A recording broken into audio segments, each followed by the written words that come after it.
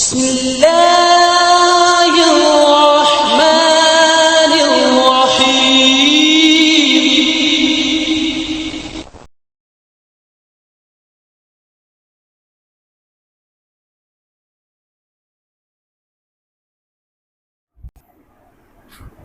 السلام علیکم ورحمۃ اللہ وبرکاتہ۔ سلسلے درس حدیث میں آپ سب کا استقبال ہے۔ ہم لوگ سن رہے ہیں نماز سیریز۔ آج کے درس میں ہم انشاءاللہ جانیں گے سورۃ الفاتحہ کے بعد قرأت کا بیان۔ قرآن میں اللہ تعالیٰ فرماتا ہے فَقْرَؤُوا مَا تَيَسَّرَ مِنَ الْقُرْآنِ، سورہ مزمل میں، کہ جب ہم نماز پڑھیں تو نماز میں سورہ فاتحہ کے بعد قرآن سے کیا پڑھیں؟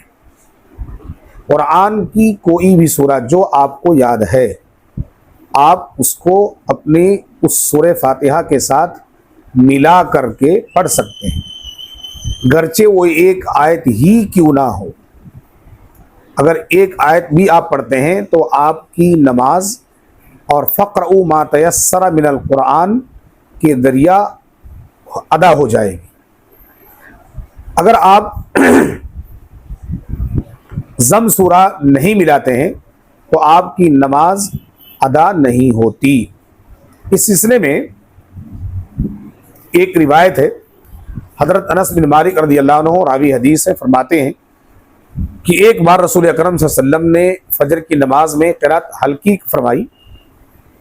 ایک دوسری حدیث میں ہے کہ آپ نے صبح کی نماز پڑھائی تو اس میں قرآن پاک سے نہایت مختصر چھوٹی سورت تلاوت فرمائی، اور آپ سے دریافت کیا گیا کہ اے رسول اللہ، آپ نے ہلکی قرأت کیوں فرمائی؟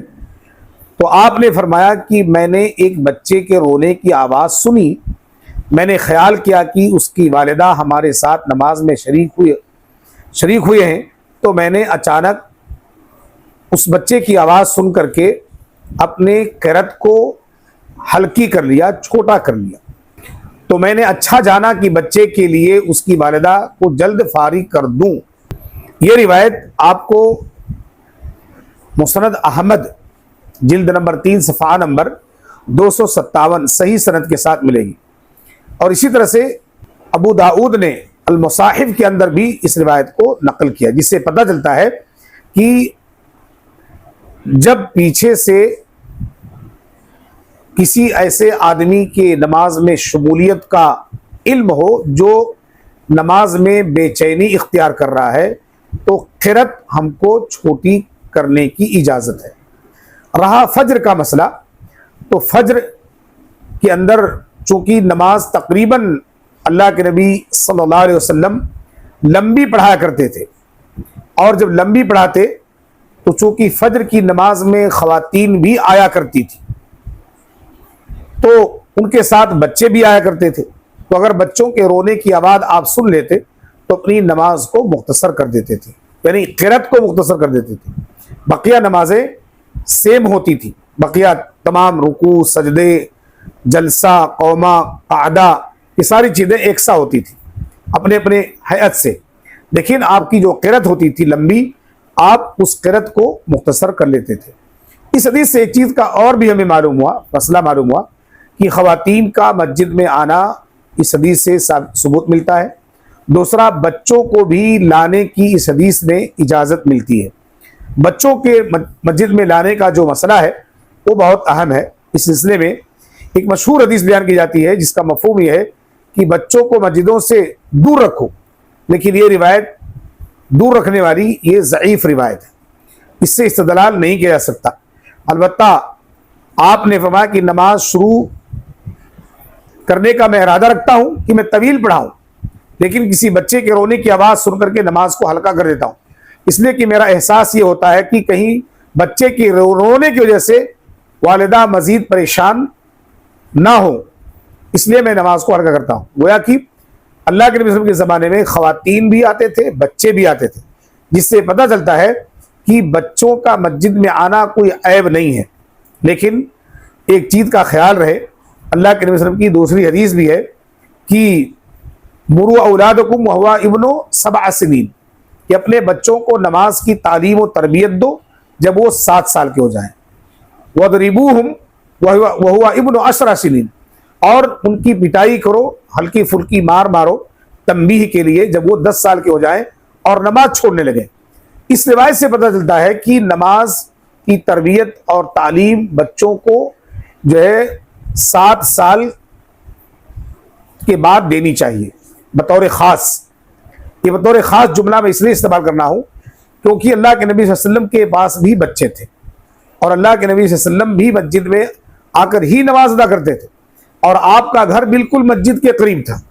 اللہ کے نبی صلی اللہ علیہ وسلم کے گھر میں جو بچے تھے وہ مسجد میں آ سکتے تھے، لیکن تقریباً نمازیں اللہ کے نبی صلی اللہ علیہ وسلم جو سنت اور نوافل ہوتی تھی وہ اپنے گھر میں آپ ادا کرتے تھے. تو جو آپ کے بچے تھے ان نمازوں کو گھر میں بڑوں کو دیکھ کر کے سیکھتے تھے. اور آپ دیکھ لیں اللہ کے نبی صلی اللہ علیہ وسلم کی جتنی سنت نمازیں ہیں، جتنی رات کی نمازیں، تہجد کی نمازیں، سب گھر میں ہیں. اللہ کے نبی صلی اللہ علیہ وسلم ہر نماز سے اول و آخر جو سنتیں ادا کرنی ہوتی آپ گھر میں ادا کرتے، تاکہ گھر میں میرے بچے میرے طریقے کو سیکھیں، دیکھیں. اس لیے سنتوں کو اپنے گھر میں ادا کرنا چاہیے. اور جب بچے 7 سال سے اوپر ہو جائیں تو ایسے بچوں کو مسجد کی عادت ڈالنے کے لیے ان کو مسجد لے کر کے جانا چاہیے. اب یہاں پر آپ اس سوال کریں گے، خواتین فجر میں اپنے ساتھ بچوں کو لایا کرتی تھی.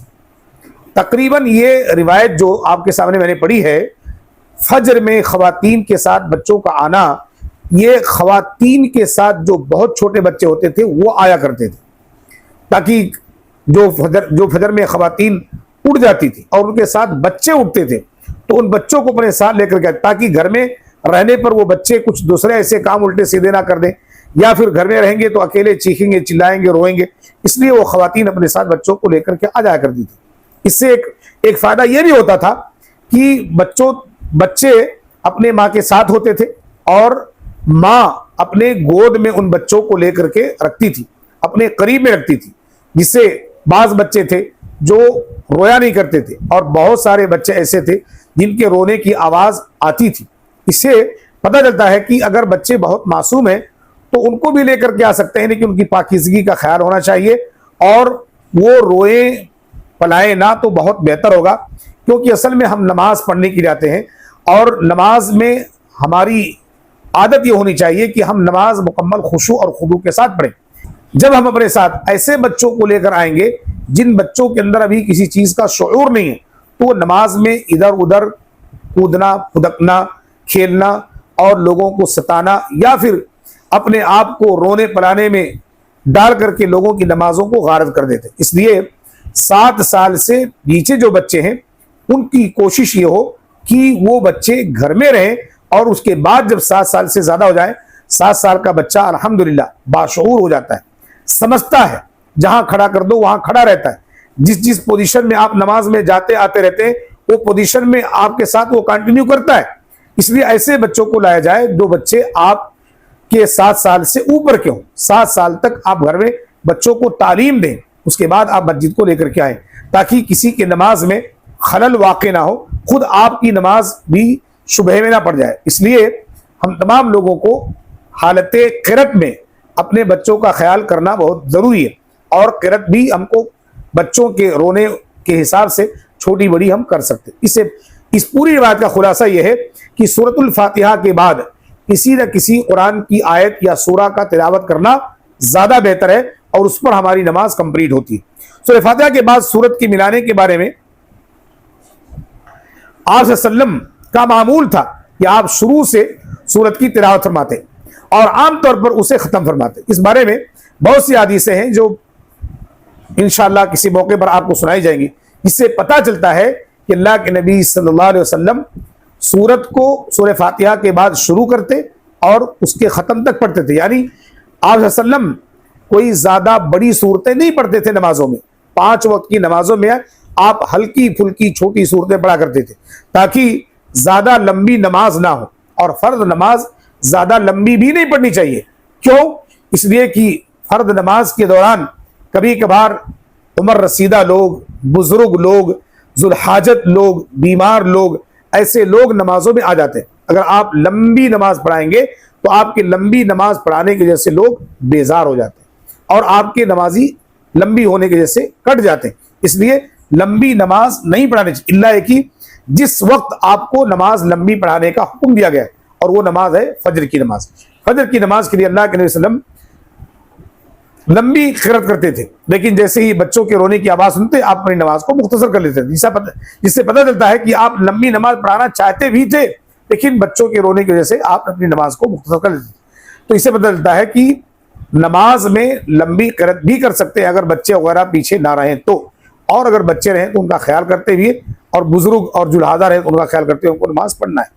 اسی سلسلے میں ایک واقعہ آپ کے ذہنوں سے گزرا ہوگا کہ جو ہماری پہلی 2 رکعت ہوتی ہے اس میں تو ضم سورہ ہم کو پڑھنا ہی پڑھنا ہے، لیکن آخری جو 2 رکعتیں ہوتی ہیں، کیا ان 2 رکعتوں کے اندر بھی ہم تمام لوگ اپنے ضم کو، سورہ کو ضم کریں گے یا نہیں کریں گے؟ اس میں ایک مسئلہ ہے. اس سلسلے میں بڑی مشہور و معروف روایت ہے حضرت معاذ رضی اللہ تعالی عنہ کا. حضرت معاذ رضی اللہ تعالی عنہ اصل میں اللہ کے نبی صلی اللہ علیہ وسلم کے ساتھ نماز پڑھتے اور وہاں سے نکل کر کے اپنے قبیلے کی طرف، اپنے جو ہے گھر کی طرف جاتے، وہاں پر لوگوں کو آپ نماز پڑھاتے تھے. اور جب آپ نماز پڑھاتے تھے تو بڑی لمبی لمبی نماز پڑھاتے تھے.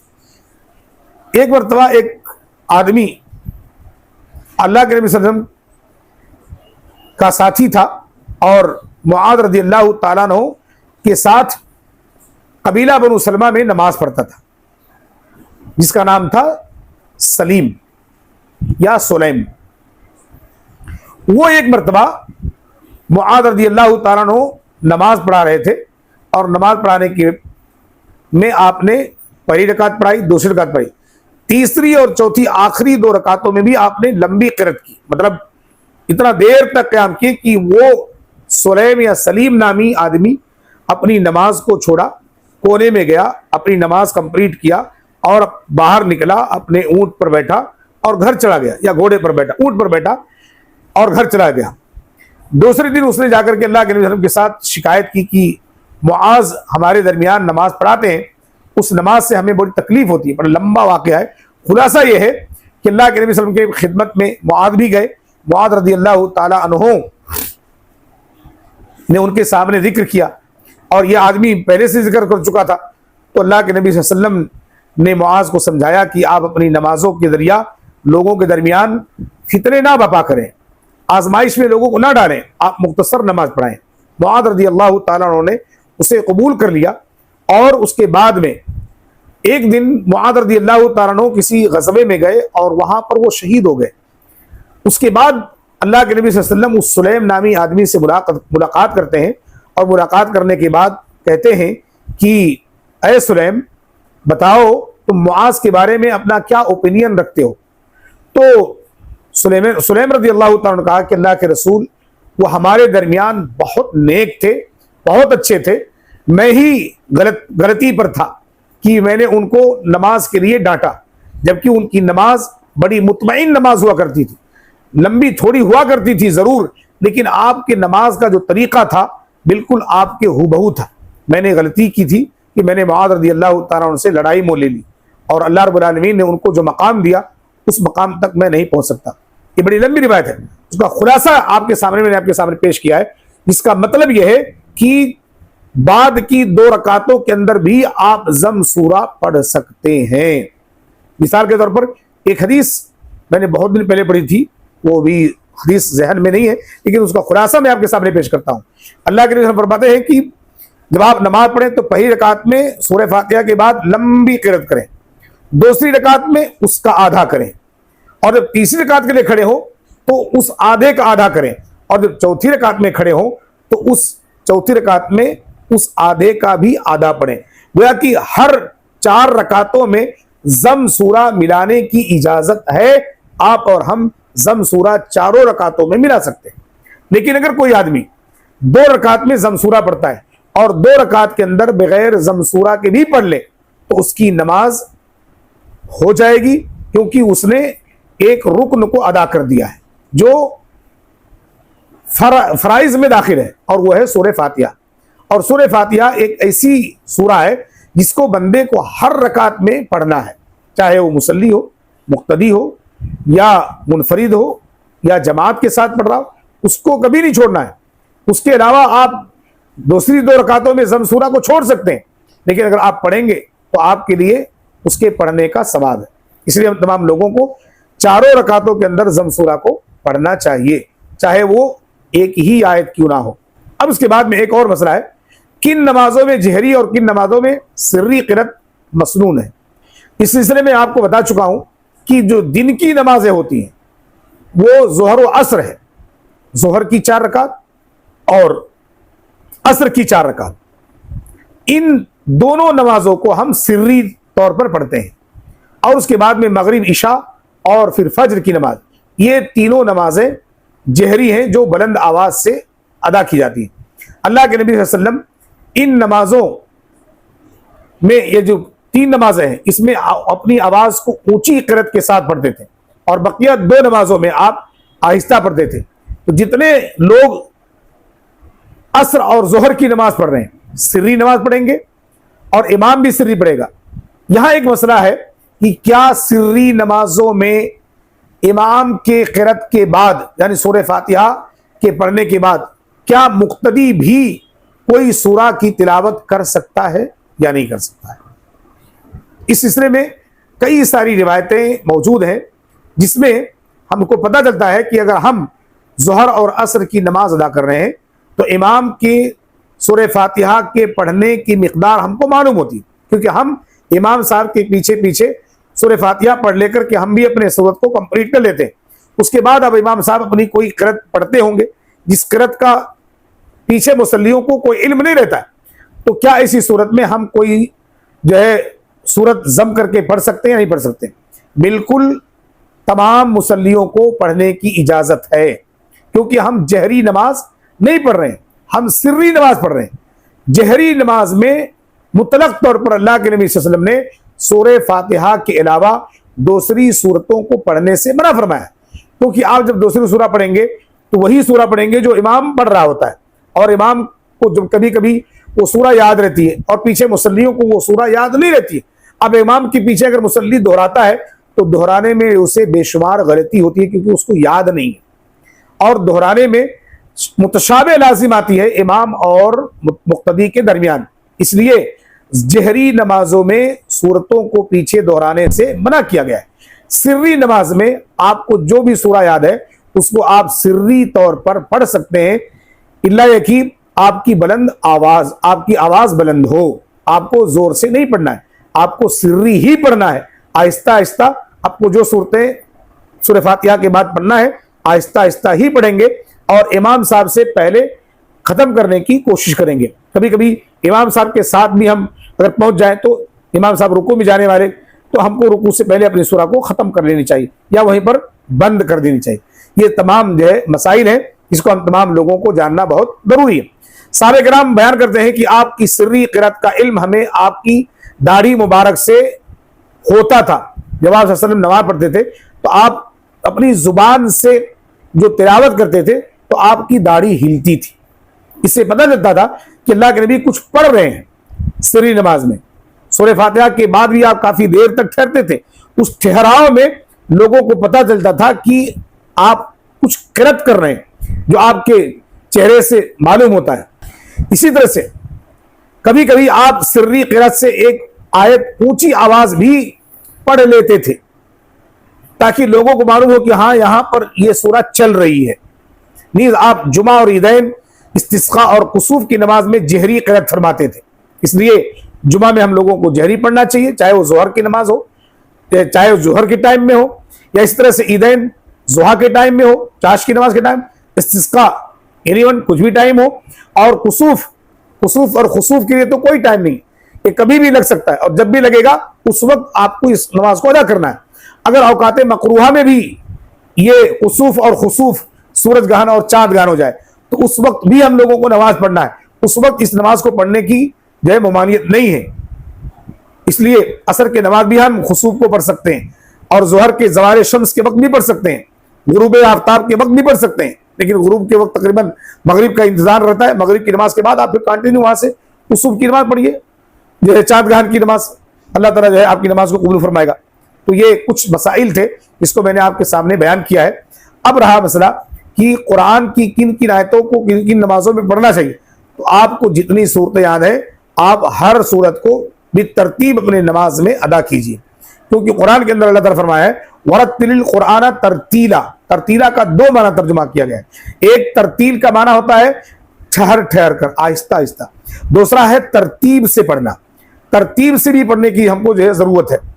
بعد ہمارے بھائی غلطی کرتے ہیں، ایک ہی سورہ کی 2 رکوع کرتے ہیں. 2 رکوع کے اندر جو ہے پہلی رکعت میں پچھلا رکوع اور آخری رکعت میں جو ہے پہلا رکوع پڑھتے ہیں. یہ غلط طریقہ ہے. اگر آپ پہلی رکعت پڑھ رہے ہیں آپ بسم اللہ سے اپنی سورہ کی ابتدا کیجئے، ضم سورہ کو، اور اس کے رکوع میں آ کر کے ٹھہر جائیے. پھر دوسری رکعت میں وہی رکوع سے اپنے پوری رکعت تک آپ کمپلیٹ کیجئے دوسری رکعت کو بھی. ایسا نہ کیجئے کہ آپ پہلی رکعت میں فلاں سورہ کی پچھلی سورہ پڑھیں اور دوسری رکعت میں آپ پچھلی سورہ پڑھیں. آپ ایسا نہیں پڑھیں گے. ہاں ایک ضم کے لیے ایک ترکیب یہ بھی ہے، آپ کر سکتے ہیں، آپ کے لیے اجازت ہے. ایک مرتبہ اللہ کے نبی صلی اللہ علیہ وسلم نے نماز پڑھی، غالباً عشاء یا فجر کی یا مغرب کی نماز تھی. آپ صلی اللہ علیہ وسلم نے پہلی رکعت میں سورہ نساء پڑھی، دوسری رکعت میں آپ نے سورہ آل عمران پڑھا. تو اس سے پتہ چلتا ہے کہ آپ سورتوں کی جو ترتیب ہے اس کو آگے پیچھے کر سکتے ہیں، لیکن جو آیتوں کی ترتیب ہے اس آیت کو ہم آگے پیچھے نہیں کر سکتے. اس لیے کبھی کبھار انسان قرآن جب پڑھتا ہے تو نماز کے دوران تقریباً یہ چیز ہم کو یاد رہنی چاہیے کہ سورت کی ترتیب سے ہماری نمازوں میں کوئی خلل واقع نہیں ہوتا ہے. آیتوں کی ترتیب میں گڑبڑی نہیں ہونی چاہیے. اگر آیتوں کی ترتیب میں کچھ بھول چوک ہو جائے تو آپ کے اس بھول چوک کو معاف کر دے گا اللہ تعالیٰ، لیکن ہم کو اس میں تھوڑی ترتیب برقرار رکھنی چاہیے، کیونکہ صورتوں میں اگر ترتیب بگڑ گئی تو ہماری نماز بھی بگڑ جاتی ہے. اس لیے صورتوں میں ترتیب نہیں بگڑنی چاہیے. ایک نماز کے 2 رکعتوں کے اندر ایک ہی سورہ کو آگے پیچھے نہیں پڑھنی چاہیے، بلکہ آگے سے شروع کر کے پیچھے پر ختم کر دینی چاہیے. اگر ہم سورہ السر ایک سورہ شروع کر کے دوسری سورہ دوسرے رکعت میں پڑھنا چاہتے ہیں تو ہم اس میں آگے پیچھے پڑھ سکتے ہیں، اس میں کوئی مضائقے کی بات نہیں ہے. ہم اللہ رب العالمین سے دعا کرتے ہیں پروردگار ہم تمام لوگوں کو جو ہے سورہ فاتحہ کے ساتھ ضم سورہ پڑھنے کی جو مسائل ہم نے اب تک سنے ہیں اس پر غور و فکر کے ساتھ عمل کی توفیق عطا فرمائے. آمین. وصلی اللہ علی نبی الکریم وبارک وسلم.